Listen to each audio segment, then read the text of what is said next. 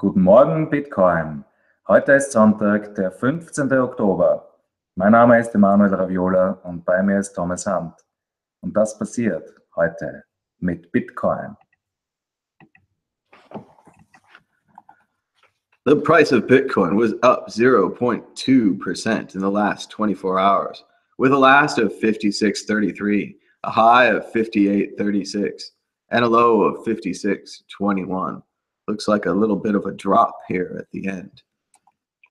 The price of $1 in Satoshis is 17,823 Satoshis, down from the 22,000 Satoshis it was last time I checked.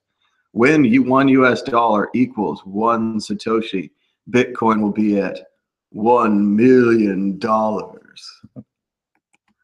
Logical or not, Bitcoin's coming fork is boosting its price. One of the proposed reasons that everyone is buying Bitcoin, other than global demand and FOMO and store of value, is that people are buying Bitcoin to get the B2X fork so that they can sell it and have more Bitcoin. This is an interesting theory that may drive normal traders who invest in a stock before a stock split to get 2 of the stock, which they could then sell for more, presumably. Bitcoin has barely reached 1% of its potential. Right here, you see a little girl negotiating in Satoshis. 10 Satoshis, how much? You mean $100?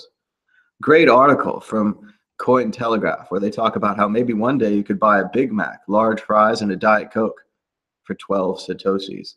Talking about the Bitcoin being worth $1 million and 1 Satoshi being worth $1. Bitcoin is still incredibly tiny if you look at these market cap calculations from CoinTelegraph.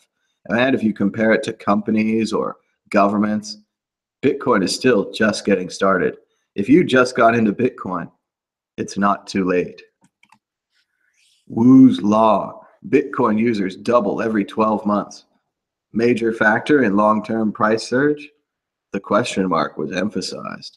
Obviously, it's a major factor in the long-term price surge, and as we mentioned previously, the Google searches for Bitcoin seem to be correlating with the price rise. That is, when more people get excited about Bitcoin and search for it, more people buy Bitcoin. This is an example of supply and demand. And there's lots of demand for Bitcoin. That's about it for this quick Sunday update of Today in Bitcoin. Just like to thank everyone who's been sending me $10 and $20. It really helps a lot. For example, if 1 million people sent me $10, I'd have $10 million. That'd be so easy. So thank you for your support. And now you don't have to tune in for this section. You could turn the video off, but I'm going to do a short reading of some of my highlights from Aaron Swartz, one of the founders of Reddit, a bold person who took journalists and other articles from JSTOR, published them on the internet, was later sued for this, and then ended up committing suicide in a very sad story. But this is from Aaron Swartz's book, Raw Thought, Raw Nerve, Inside the Mind of Aaron Swartz. It was compiled from his, he had like kind of a journal, like an offline blog, and he wrote many great things. I haven't read the whole thing, but here's a few of my early highlights. One terrifying side effect of learning the world isn't the way you think it is that it leaves you all alone. Ever since then, I've realized that I need to spend my life working to fix the shocking brokenness I'd discovered. But even just visiting it, the facts are plain.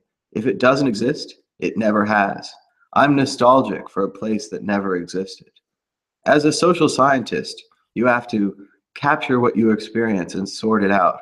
Only in this way can you hope to use it to guide and test your reflection, and in the process shape yourself as an intellectual craftsman. But how can you do this? One answer is, you must set up a blog. Actually, he called it a file instead of a blog, but the point remains the same. Becoming a scientific thinker requires practice, and writing is a powerful aid to reflection. If you don't consider this writing, I consider it thinking. I like sharing my thoughts, and I like hearing yours, and I like practicing expressing ideas. But fundamentally, this blog is not for you. It's for me. I hope that you enjoy it anyway.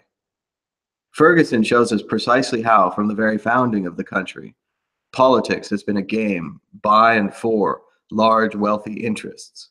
The underlying theory is really very simple. Running a political campaign is expensive.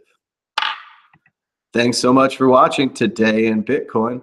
We'll be back tomorrow with another episode. Please donate $10 and $20. Don't forget to give us a like and a share. And if it's your first time here, please subscribe down below. Until next time, bye-bye.